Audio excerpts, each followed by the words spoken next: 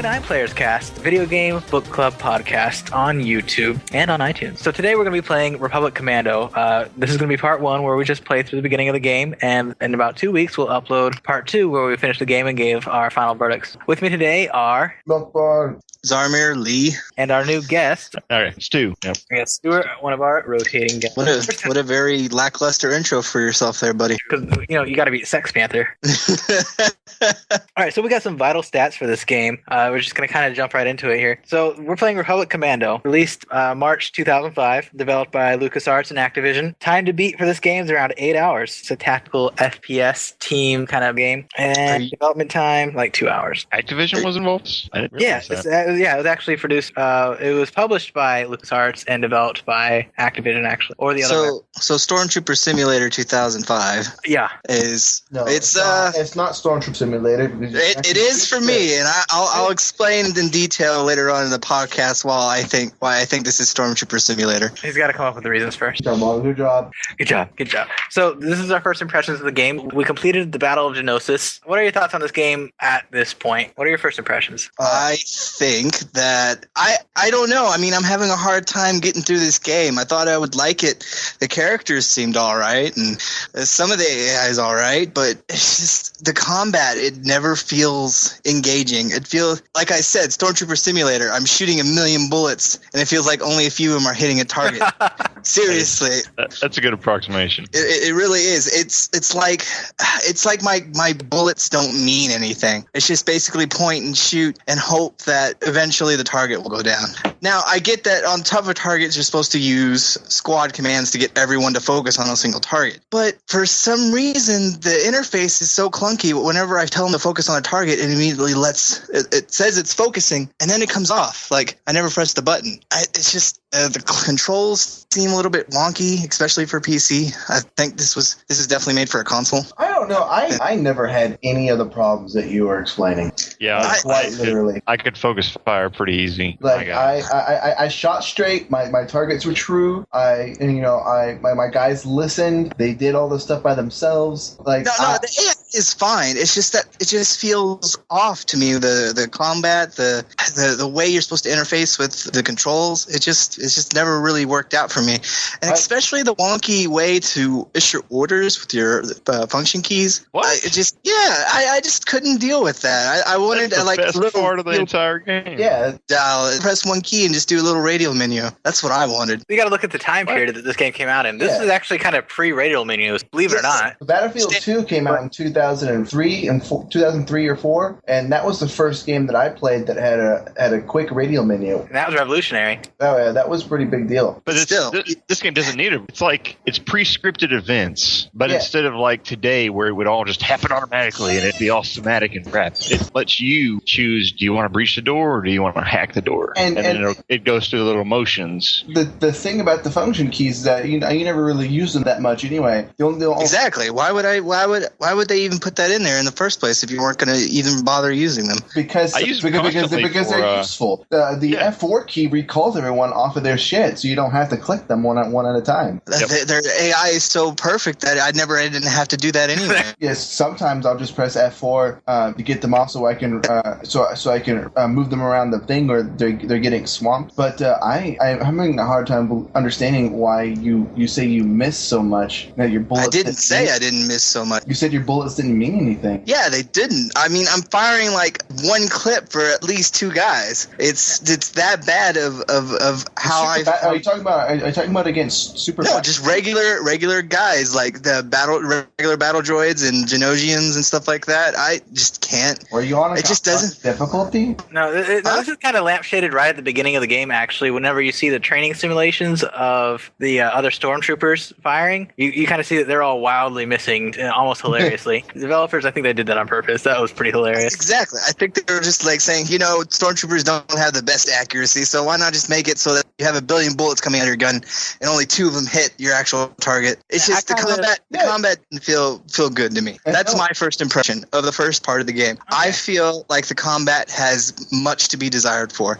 Everything else seems pretty good, but I can't get into the combat. I can't. It's just not there for me. I'm completely different. Whenever I'm playing, the game's about teamwork. The game's about having a squad. The game's about that you're not supposed to be able to do things by yourself very efficient. It sets that up pretty well, I think, in the very beginning of the game when you go through the kind of tutorial and you pick up your team as you go along, and then you learn how easier it is to get stuff done with them, and then just as you get all 4 of your dudes and you learn how awesome they are, they immediately take them all away from you to remind you what it was like to fight without them. And I hated that. I hated being alone. And they throw some of the toughest guys at you solo, and then they reintroduce you to the guys again as a kind of a way to psychologically enforce that, hey, this is what the problem is that it's not that. It's just that it's not very visceral. We'll come back to this in just a moment, because what I want to talk about a little bit is I'm going to cover some of the issues that we're discussing now, how dated this game feels. Now, it's not necessarily a bad thing, but this game definitely isn't timeless. It has a timestamp on it, big and bold. This is definitely pre-Call of Duty era. Yeah, this game came in the end of 2 different fads.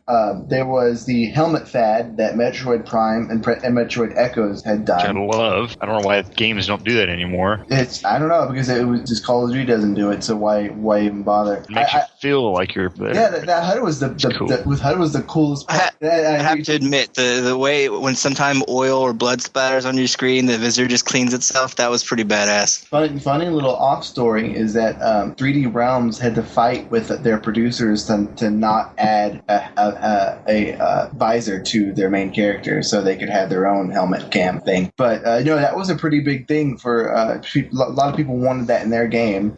And then on top of that, there was a squad-based shooter fad that was going on at the time. Yes. Yeah, there was a Full Spectrum Warrior was the one that really got that started. The reason why that died is because Gears of War came out just a few years later and did all the third-person cover combat squad-based thing, but without the commands. I think this is probably around the same time frame that development for Colonial Marines started. Early development, early. Oh, no. Colonial Marines was announced a few years later, but I know it was announced, but I think development started around this time during this fad. Like, oh, this is a great idea. Let's jump on that train, and then got delayed. Oh, yeah, because at the time, Call of Duty wasn't the big player. Like, Call of Duty 2 was out, but it was only for PC. Isn't Battlefield the big player right now? No, for consoles, it was Rainbow Six. It had always been Rainbow Six, and that was all about tactics. I'm talking about in the PC area. Yeah, Battlefield was still the big one at this time. And then because Battlefield, this was right before Battlefield 2142 came out, I believe. No, Battlefield 2142 came out in 06. Yeah, so this was right before 2142.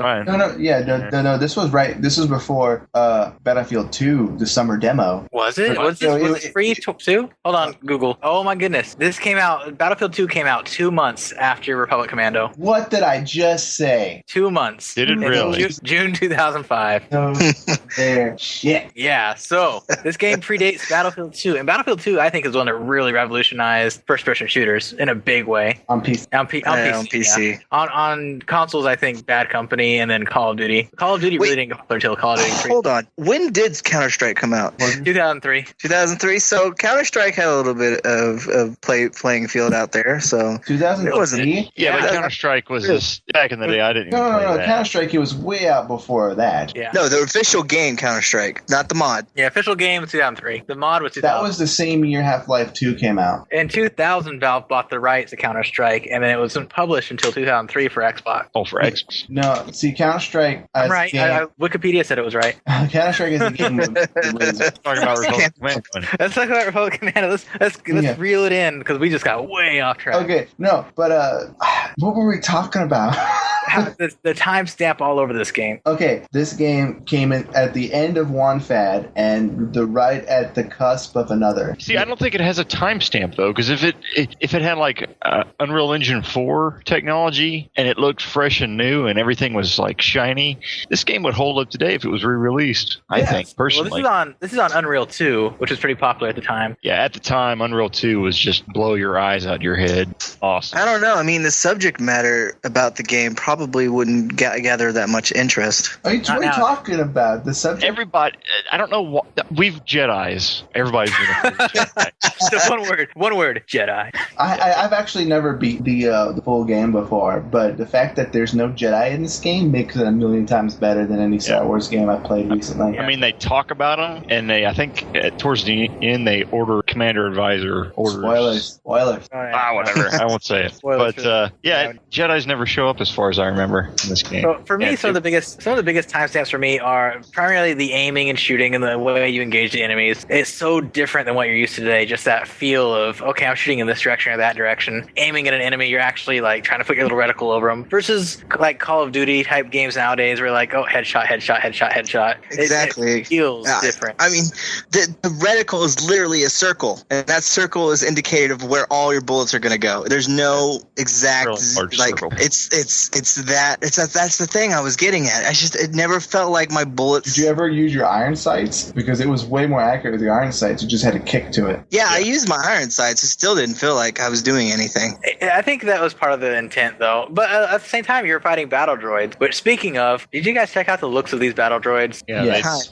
I think it was a limitation of the Unreal Engine. The bump mapping doesn't help either. I think that I have an opinion on the battle droid redesign. They're clearly more advanced than battle droids from the movies, but I think that the idea behind this game was to make it more real, make it a more real experience as a soldier in the Star Wars universe, which is kind of hard to do given all the fancy stuff flying around. So I think that they tried to design these battle droids to be more evil looking, more imposing than the ones in the movie, which were really kind of just flimsy. No, I think they wanted to make that from the perspective of the soldier. That's exactly right.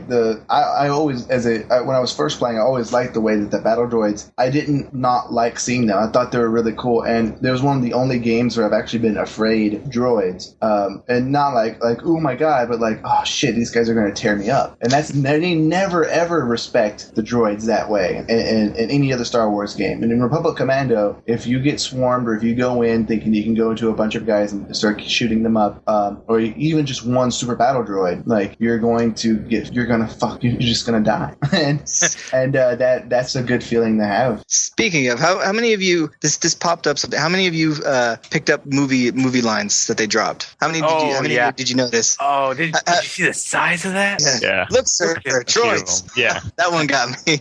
These are the droids we're looking for. Yeah. The other one that has to be in like every Star Wars franchise, book, movie, TV, whatever. I got a bad feeling about this. Was like the first line your group said as soon as they got back together. I think Scorch says it. I think so. Yeah, this game uses a lot of interesting logic and a lot of interesting stuff. They have some bridge logic at one point where they use explosions to knock down a conveniently placed spire to that was I kind of lulled at that. Like, yeah, let's just randomly blow up a spire. I'm sure it'll make a bridge for us instead of crumbling like it would with no support. Hey, anything with that size, you just blow it up at the base and it falls over. Everyone knows this. I made a bridge in 11 seconds. This will work nicely. So there's something a little off topic, kind of on topic, that I want to bring to the table real quick.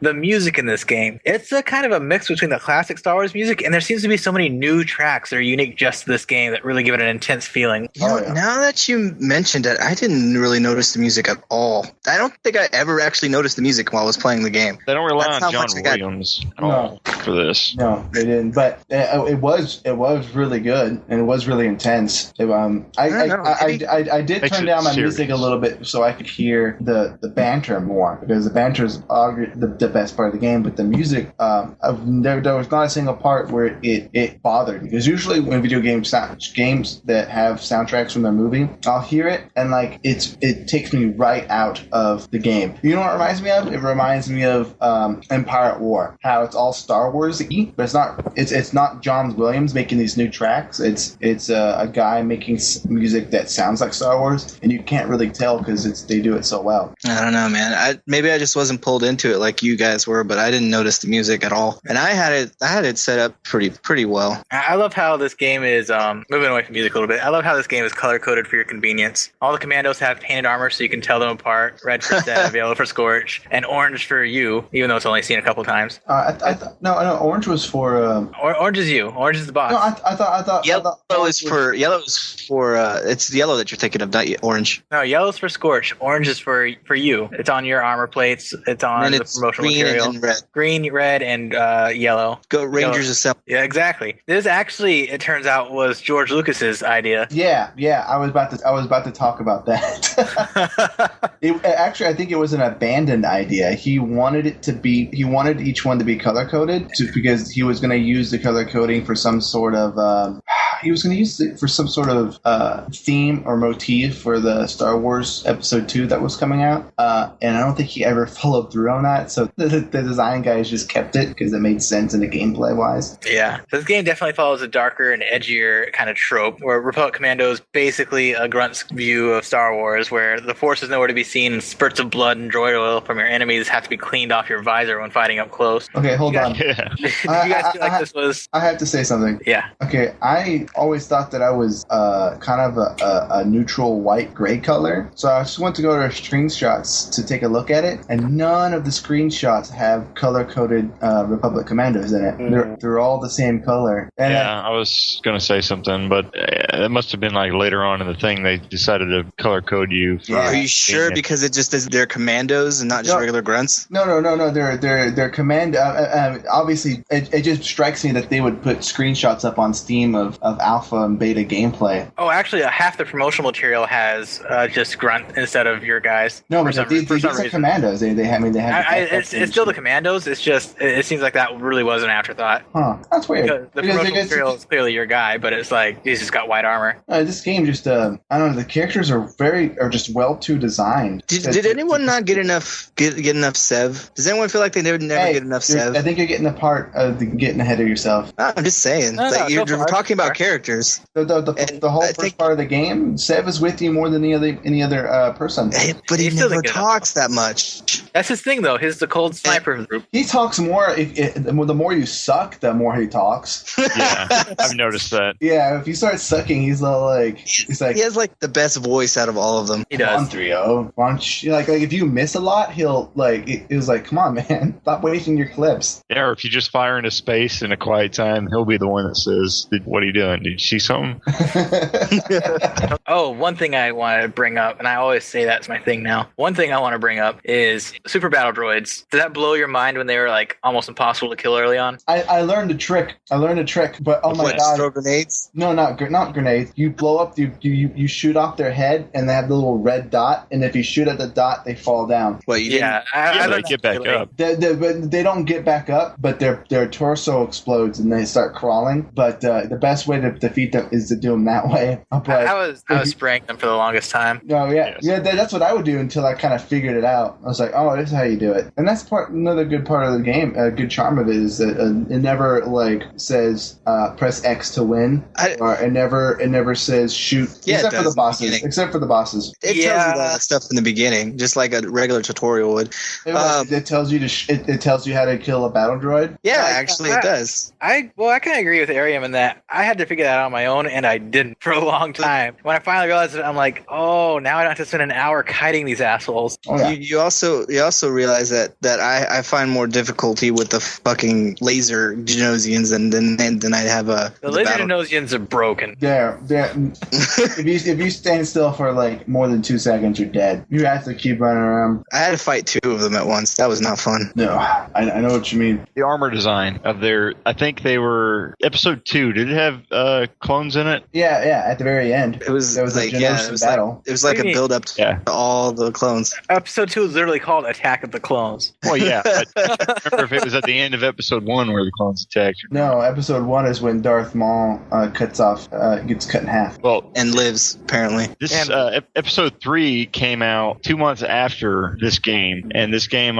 already had armor designs that were cooler than episode 3. Well, that's because the commandos are never were shown in the movies. Yeah, they had to have really good armor design. So I think it's worth mentioning in this game that it is a canceled sequel, Imperial Commando, which was supposed to carry on the show after Order 66 and everything. Yeah, but it only got to concept art phase and was canceled before production even started on Republic Commando. Why was it canceled? Did Republic Commando not sell very well? Republic Commando didn't do very well. No, it did not. It's easily one of the best Star Wars games since, I want to say, Dark Pod Forces. Racer. Nah, since Pod Racer. Okay, yeah, Pod Racer was really good. Yeah, Pod Racer. But, okay, so basically, here's what happened. This game came out right at the end of Xbox and right on the peak of Xbox 360, way before Xbox 360 started doing backwards compatibility. Now 360 is backwards compatible with this game, but it wasn't for a long time. And it basically killed this game within like a year of it coming out. Well, the game came out a year before the Xbox 360 came out. But it was the last like big hit though. It was competing with stuff like Halo. Yeah,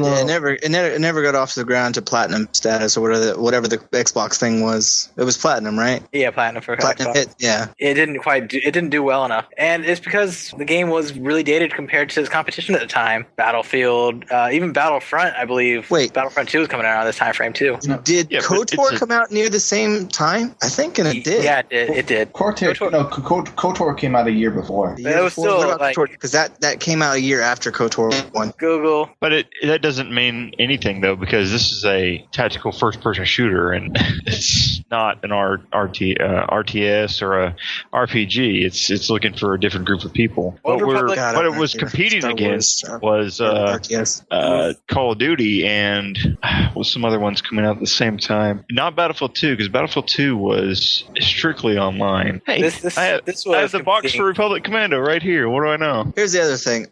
If I remember at the time, I remember wanting to play it on the Xbox, but something else grabbed my attention at the time. Something that was a little bit more selling value. I don't remember what it was though. So it might have been gone up for something at an exact release date of something else that maybe outshone it. Didn't give it enough base value to it for people to pick it up at the time. This is all news to me because I was excited for it. I downloaded the demo and played it a million times. The demo was actually set on the third mission, believe it or not. It was set really far ahead in the game. We had there's a lot of general competition actually between Knights of the Old Republic to Devil May Cry 3, God of War, Metal Gear, just tons of games that came out around that same time frame. Guild Wars. Devil May Cry. Guild Wars was a PC game. That was, be honest with you, Battlefield 2 and Guild Wars shouldn't be part of the discussion because it should be, because I am a PC gamer. I've never owned a different console. I mean, it's still taking up first-person shooter space. So if we're looking strictly at first-person shooters that came out on Xbox at the time, assuming that's all we had, we still had competition from Unreal Republic Commando came out at the same time as Call of Duty 2, basically. Call of Duty 2 was the blockbuster. It was the big deal. I have a PC gamer down here. I mean, it's taken up the entirety of the magazine. Oh yeah, of whereas course. Republic Commando is a footnote whenever it comes out. It's just a review. Well, yeah, and that's what happened. It was overshadowed because I remember seeing screenshots of Call of Duty 2 and being amazed. But you know what? I didn't buy Republic Commando until it was 50% off at AFES. So say at the box that I have in my hand, apparently. So Call of Duty 2 came out. Call of Duty 2 came out in November, so it wasn't really competing with that. The only game that it was competing with, Battlefront 2 also came out in November. So Battlefront 2 and Call of Duty 2 were actually direct competitors. Wait, another Star Wars game was competing with another Star Wars game? Yeah, Battlefront 2 came out in 2005 as well in November. It's multiplayer though. So is that wouldn't even be fair. But here's the thing: it looks like in 2004 and early 2005 there were almost no first-person shooter releases for whatever reason, and we're looking at Republic Commando being a pre-summer release, late spring, pre-summer, which isn't really a great time for. Back then, that mattered. Yeah, but no, back then some video games in the summertime were very, very rare because they didn't sell in the summer. And this is what we're looking at here: an early summer release, late spring release. So maybe it was just not that good of a game to people back then. And look, it's got this direct competition with Star Fox Assault, and everyone knows that game went wild. Let's see. When did Half-Life 2 come out? Okay, we're going to go ahead and move on from this, though. Okay. We're going to talk about there's the thing Ari wants about. There's a lot of this. This all concerns me. This all makes me upset because there was a lot of things in this game that I miss in video games today. Like what? How about character design in first-person shooters? How about really solid? What you don't like soap or generic teammate 2 that dies at the beginning of the level? If I have to hear the third guy in the same game voiced by Steve Blum, I think there's a problem with the character development and design in your games. But no, the HUD, the atmosphere, and even though I complain a lot about linear levels, this game was linear, but I didn't mind it because it gave you so many options on how to approach the situation. So like, when you're in a hallway and there's very little cover, and you could throw a grenade, you could try to spray them out, or you could try to destroy the droid dispenser above them and take out a whole squad or two. Or like towards the end of that battle, James, when you're trying to take out the core, did you even booby trap the bombs? I did, as a matter of fact. Yeah, that was something that didn't even occur to me. And the coolest thing about this game that I think was all the I call them hard points, but they're actually just tactical positions where you could you tell them where to go. And I don't know, I really love the fact this is okay. I've got 4 or 5 different positions, but only 3 guys to tell them to. What I want to do? Do I want one guy on the turret? Do I want one guy lobbing grenades like every 5 seconds? Do I want a sniper position? You know, that kind of gameplay was something that I really enjoyed in that game for some reason. I can't put my finger on it. I just, making the order. I think it was just the whole atmosphere, and the animations really sold it too. Like whenever you told, Fixer, go sniper point, he goes right on camera and he does a little double finger like point thing. Whenever you tell Fixer, hey, I need you to be on that sniper position, and he does that double finger pointing animation. Like, I love, dude. I could just sit there and watch a double finger point all day long. That's a little. I'm not sure how I'm going to say about that.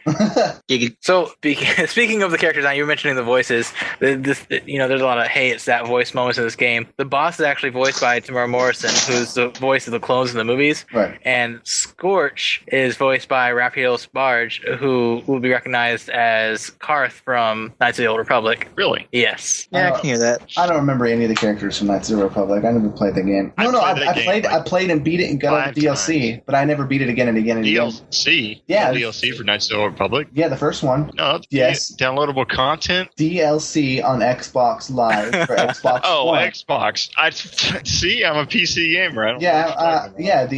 There was planets you could go to. It was a very small amount of DLC, but it was a planet that you could go to, and there was the fact that it was DLC. I didn't. Yeah. All right, back to the characters. Yeah, we get back to the characters design. We're getting too much into the admin side of this stuff. Okay. In my opinion, anyway. Tell me about the story itself. You didn't finish the characters. You didn't finish the voice actors. I didn't have a list. Well, I think we should talk about. You need to keep it in the podcast. Okay. Let's talk about the voice acting still. Okay. Like that was amazing voice acting. Everyone just gloss over the fact that the voice acting was amazing and that there was like a million different interactions between you and the guys. I had my expectations up a little bit higher than this game has delivered on so far. Really? I came in with like no expectations because I knew how dated this game would feel to me, but it still makes me sad on certain things. Like, what do you mean? Why sad? You only played up to the one point, remember? No, this is my first impression. At this point, it makes me sad because the first impressions, I just don't feel like I'm having fun with this game as I should be having in a gaming experience way. Yeah, I'm having a blast. Yeah, I'm having a blast too. Excuse to play this game. I have to side with Lee a little bit on this as well. I'm a little disappointed too. At the voice acting? No, not the voice acting. Because that's what we were supposed to be talking about. Such a boring subject. Voice acting is perfectly fine. I have no problems with that. It's just it just doesn't feel like a game to me that I would play like for fun. For fun. It really doesn't. And as I'm playing this game, I'm experiencing some of that same feeling. I'm like, this is cool, but it's cool. It's cool in the way that Tau Fire Warrior is cool. It's cool because it is, not because it's fun. I don't know. Maybe going in further the game will fix that problem for me. But right now, it's just if I had to pay the $5 again, I would say no thanks. You guys can do this without me. Steve Sarsfield. I can't wait for part 2 when everyone changes their tune. I forgot how much I hated this game towards the end of it.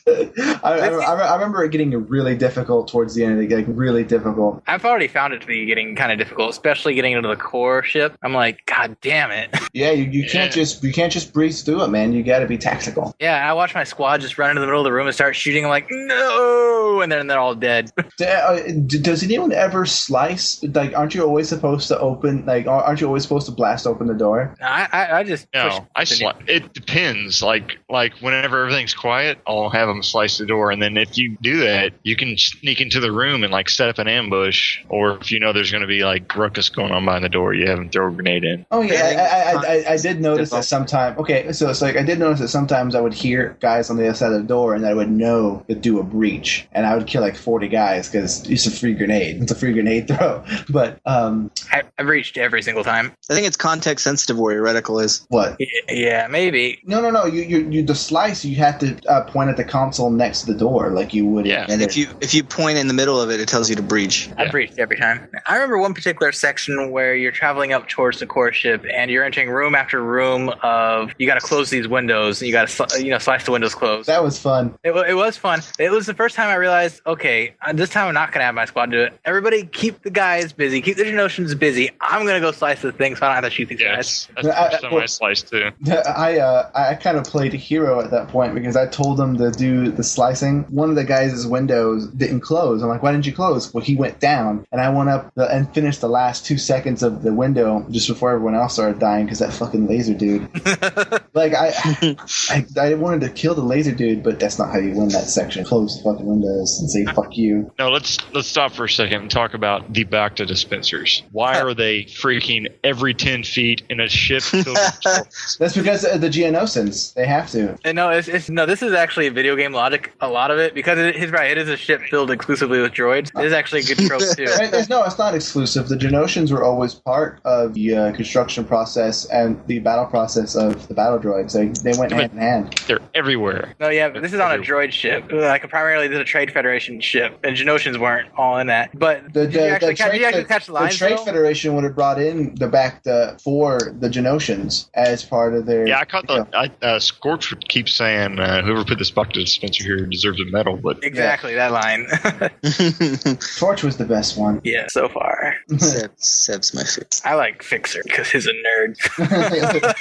Because he's a nerd and everyone's really aware of it. Seb's the badass who doesn't hardly ever speak, but when he does, you know you're supposed to listen and enjoy what he says. That little rumble that you get inside your tummy when he talks. The banter between the guys is so good. Like, they must have just spent like half of the money just writing down all the different kind of banter and recording everything. I feel like I'm missing out on some of that for some reason. I'm listening for it, but I'm not hearing as much of it as I thought I would. Occasionally I'll hear something random, but yeah, I'm on the same boat as the game. It's like the most of the banter is when they go down, and then so like there's like randomized individual banter for each person picking them up. So like there's unique dialogue if Scorch picks up Sev. So what you're saying is to shoot our teammates next time we're in our game. No, I'm just saying. Yeah, I hear it. No, I'm just saying that most of the best dialogue is them talking to each other about how much they suck and how much themselves up. Right. So shoot our teammates when we get back in the game. Got it. And also all their dialogue changes when they're hurt too. So I do have something to add. I appreciate the lack of banter between the droids. Yeah. Oh yes. No Roger Rogers every 5 seconds. I was actually reading the wiki. After James said the design of the droids, I was reading to figure out what that was all about. These droids supposedly aren't on the same level of it. Apparently, the droids in the movie, the ones that make the stupid kindergarten level jokes, they have AI, and the ones that we're fighting here are a model that is exclusively only has combat stuff in it. I don't really care about the story excuse stuff. I just like that they redesigned them to make them more adult. That's all I really care about. Oh, yes. However they got to time into the story, I don't really care at all. Just make them cool. So the AI in this game for your comrades is just for people who are escorting you. Amazing. It tops games that are coming out now. Wait, hold on. Just say they're escorting you? Sort of. No, they're not. Actually, I do look at it like that. I look at it like your job is to be the boss. Your job's not to be a superhero. Their job is to basically get you from point A to point B. Yeah, but it's not. No. Yeah, you're struggling to defend this because it's absolutely true. I'm not struggling. I'm dumbfounded. You guys think this is a glorified escort? No, it's a reverse escorting you. That's not what we said. It's a reverse escort mission. No, I'm just You're the escortee. That doesn't make you're a team, you're a squad, you work together. They're doing more shit than you at times. It feels like Yeah. Focus fire. They that's when they fucking blow. Yeah, because you're helping them out just a little tiny bit while they're raping everything in the room. I actually because if you're doing all the work, you're doing something wrong in this game. I feel like my job is to sit back and just kind of shoot stuff here and there, maybe. Well, I'm just hitting the F key on everything. I hit the F key more than any other button. It's weird as hell that you would say that being a squad commander and giving orders is reverse. It's just maybe you're just kind of forcing yourself to enjoy this game. I'm not forcing myself. In nostalgia goggles. I'm not. I told you I didn't even finish this game. I barely played it. I'm not saying reverse escort mission as a bad thing at all. I know escort mission has a giant negative. No, that's not what I'm doing. Is that you could say that you could break it down like that to like any other military outfit. You could just go up to some SEAL Team 6 member and say, you're just a reverse escort mission. And they would just look at you like, what the fuck are you talking about? That's what's getting to me, is that why would you even like break it down to that level? Right? That's what I'm getting at. I'm not trying to like fix. I'm just like, why? Why would you say that? But it works strangely. It does work, but that's because you're breaking it down to like the level on a hierarchy. God, I just want to punch you. What I enjoy the most about AI is they heal themselves. Without me telling them to. They heal themselves, and I love it. They know what to do, and I don't need to tell them to do it. Republic Commando is so right, because it's such a balance between they know what to do versus you got to guide them every now and then. You're not commanding them to do every little thing. You don't have to tell them to do everything. You're guiding them in the direction you want them to go. Right. Which I think is the key to having good AI. And like I said, most games nowadays still get this completely jacked up. Alien Colonial Marines is example like 1 for me in fucking this up. I didn't play that game. But to point this out, one of the things I noticed earlier, right before I stopped playing, was the mission had ended. We were done basically, and I was looking around to try and find my team because I didn't know where to go, and they were already freaking waiting at the end of the mission for me. They were just standing around, just chilling. They had gunned down everybody, had ran off, and just finished the mission without me. Glorified escort mission. Yep. Yeah, when I'm down, I'm like, this is the first time in a game where I'm down and I have the option to either maintain orders or come revive my ass. And I hit the, you guys know what you're doing. Just go ahead and keep doing what you're doing. I'm just going to lay here and chill out for a second. The only time that didn't work for me was horrifying because I knew I was at the end of the level, like, oh, they got the rest of this. And then I see this giant Ashtonosian fly over my head, and I'm like, oh God, it's the laser guy. And I'm just looking on in horror as I watch their health slowly turn to red. And I'm just smashing the revive me button, and all I hear is like Seb like right next to me doing the little doot doot doot, and then I see like a giant red ball of death just hit off to my side. And I'm like, Seb, no! And then it just ends. The mission ends because they're all down. It was horrifying. I'm pretty sure if that version of me in that game world survived, they have post-traumatic stress disorder. Oh yeah, I was like, no, that was my fault. Yeah. I could have stopped them, but I hit maintain orders. Oh god. All right. So first impressions for this game one last time. In a word, what do you think about this game? I think just a word. One word. I think. One word. Hold on. It's not fair because everyone else is going to use one word. 3 words. Okay. They're worth $5. Ouch. Ouch. That's harsh. That's not very much a word. See, I'm playing the copy I have whenever I was a teenager, so 3 words. Go Stu. Ahead of its time. Yeah, there you go. Because unlike you guys, I'm playing it right now, and I'm having fun. Me too. I'm on suicide. 3 words, Lee. Stormtrooper Simulator 2005. It says it all. And my 3 words, there's no Jedi! There's no Jedi. No Jedi. No Jedi. 4 words. Yeah, it's better than Battlefront in some regards. I think just strictly the single-player campaign is better than Battlefront 2 single-player or anything. Battlefront 1, I don't know. I really like single-player in Battlefront 1. Oh, have you guys played the multiplayer yet at all? Apparently, No, I haven't. I played multiplayer for a little bit. It's just like playing Unreal Tournament, like the older ones. It's the same thing. It's like, this is barely playable. No, it's not. It's pretty fun. Tournament 2004 was just fun and crap. If you're playing this game for your mechanics, like the raw mechanics of aiming and shooting and stuff, this is a pain in the ass. And multiplayer is just that. What you're basically saying is you're only playing this for a story that you probably missed out on, which is saying something about the Star Wars universe, because there's tons of side stories, an extended universe, and the Clone Wars and stuff like that. So I guess really the only reason why you would ever play this game was to experience the story. Well, yeah, back then that wasn't a bad thing. Yeah, it's the very rare thing of being able to experience life as a. Don't get me wrong. I love playing games for stories. That's basically me. I'm not really one of those guys who goes out to get Call of Duty for multiplayer. It's shameful to say, but I actually do occasionally get the Call of Duty games because their cinematic scripted scenes are kind of badass sometimes. I agree. It's a little bit over the top. So over the top's fun. Over the tops can be fun. But when you climb out of water from a sinking sub and suddenly there's a bajillion cruisers and jets flying above and American flags dropping down from the side of ships, and it's like everyone's going like America fuck yeah at the end of it, I don't know. Maybe then it's a little bit too much. Yeah, those boats were way too close. There would have been several court-martials over how close those boats were. We're looking at you, Black Ops 2.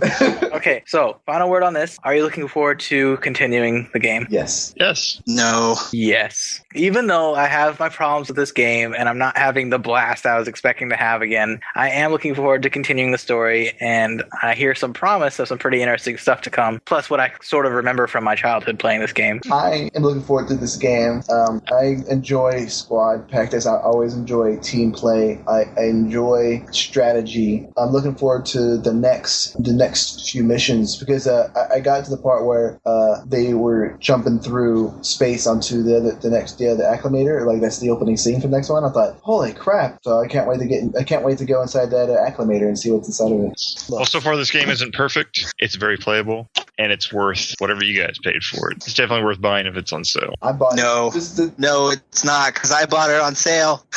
I bought it 50% off.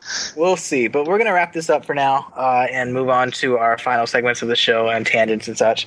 So any final words before we move on? No, I'm pretty much set for the next part where we finally blow this whole thing open. That's right. In 2 weeks, we finish this game, we wrap it up, and the spoilers are on full blast at that point. 2 weeks. 2 weeks. Jeez, Stu. Did you even watch this goddamn show? Do you know what we do here? I don't. You think we are? I listened to about 30, or not 30. You're now. More like 15, anyway. 20 minutes of one, and then I just kind of. Nobody's going to get that reference. We might have a one-off, depends. Yeah, we might have a one-off. So let's go ahead and move on to our Kickstarters, endorsements, and etc. Hold on, I'm trying to find the. Okay, you'll go ahead. I'll go last while I try to figure out what the fuck I'm supposed to. You're giving me a good idea already. MechWarrior Tactics. Oh yeah, I did tell you about that, didn't I? Did we do that in the last one? Yeah, he did. I did tell you about that. I even linked a little video with Angry Joe and Total Biscuit playing it. Yeah, and we all complained that it wasn't a Kickstarter. No. Yeah, but we were on a topic of a similar looking Kickstarter, so I just told you that there was something else available right now if you wanted a little taste of what that was to come. Wow, you get a little visceral with that taste. Yeah, it's a good kind of taste. Well, most of the ones that I want to talk about are kind of post ended already. Like, they're post funding. But has anyone heard of Arkid? No. What is that? Arkid was a space telescope that they're going to put into space, about the size of an Xbox 360, that they're putting out there for public use. And it's like a terabyte. No. All people are going to do is just look for constellations that look like penises. Hold on. Have you ever linked to a webcam on 4chan? That's what it's going to be like. Hold on. Listen. I put my Xbox into space. Listen. The whole space telescope is for public use too, but you got to pay to allocate time. This Xbox one, 360 Space Edition. What they're doing is that they're putting these satellites in the space for public use to help find asteroids. And that another thing that the cool thing about the specific one that they're putting up to space is that there's going to be an external screen with a webcam on it, and you can put whatever you want, whatever picture you want into space space and then take a picture of it and send it out. So like you can put a picture. Oh God! You can put a picture of your face and take a picture of it in space on the telescope and then send it back home as well. So what you're saying is B is going to be in space. Like no, because you still have to buy times it, but it's not like thousands of dollars like Hubble would be. People would still do whatever the fuck they want just for the lulz of it. No, because it's going to be moderated. It's a scientific device that's been sent up into space, and they raised $1.5 million so they can send several more up there. So one thing I'd like to talk about is not exactly a Kickstarter, but it is a video game endorsement. I want to increase some support for this because it is a controversial move. The transition from End of Nations from an MMORTS to a MOBA. And I know people are going to shit all over this and rage like crazy. And I already hear Ariam going over there, but I actually like this idea. I don't need another goddamn MOBA. I wanted my 64-player fucking battles and a huge-ass maps. I don't... We're going to play that, by the way? I mean, I have it on my computer right here. No, End of Nations had a year hiatus. It's out again now, Ariam. Yeah, I know, and they're rebooting. It's not even the same game. It's a MOBA. It's League of Legends with tanks. I never played League of I Legends. love. Okay, yeah, now you're lying. No, listen. don't even lie. Oh, I never did. Like you guys did, anyway. That's different. But okay, here's why. When I was playing End of Nation, I was coming across the same design flaws that they were identifying with the game being underdeveloped and dated. And I really strongly felt like the game needed a huge shift in direction. And I did at that time feel like moving towards a MOBA style gameplay focused on heroes or focused on central units would be such a dramatic shift, but it would be the right move. And I'm really, really amazed they actually did that. I do think that it's going to be good. I don't think this is going to be the MMORTS of our dreams that we've always wanted. But at the same time, for End of Nations, for Petroglyph, for Tryon Worlds, I think that this is the right move for End of Nations. Oh, Petroglyph is a part of this one. They're not actively helping develop that game at all. Well, then maybe we can get some of them on this cast. They have moved on. Tryon dismissed them from development duty, and Tryon saved what they could from the game. What is Petroglyph doing nowadays? Because they have my heart. I was rooting for them for a long time, but it seems like something fundamentally wrong with. Don't be sad. Don't be sad. There's still hardware. I'm gonna edit this out. Between us, I entirely blame. Damn, he has no idea what it's doing. It's so energetic about everything, but then it's like, here's money. Oh, here's what I'm starting to understand why he was so suddenly and hastily let go from EA LA. After he announced Red Alert 3 was in development, he wasn't supposed to. They came out of the meeting and said, okay, we're making Red Alert 3 now. Get started. He went and sent out a mass email that said, hey, we're starting Red Alert 3, and then the next week he was all like, I got kicked out, guys. So my biggest problem with Petroglyph is that they I hate to say this, they have a habitual problem of ignoring their fans. Biggest point was when Universe at War was announced, everyone was really excited about it. Everyone thought, yes, we get to play as humans fighting all these aliens. Petroglyph immediately said humans will not be playable, and throughout all of development, all the fans demanded, we want humans. We want to play as the underdog in this situation. That looks like fun. And it never ever happened, and they put their foot down about it. And there are a lot of other examples too, but that one was one that irked me. I felt like that ruined a perfectly good game. Games for Windows Live.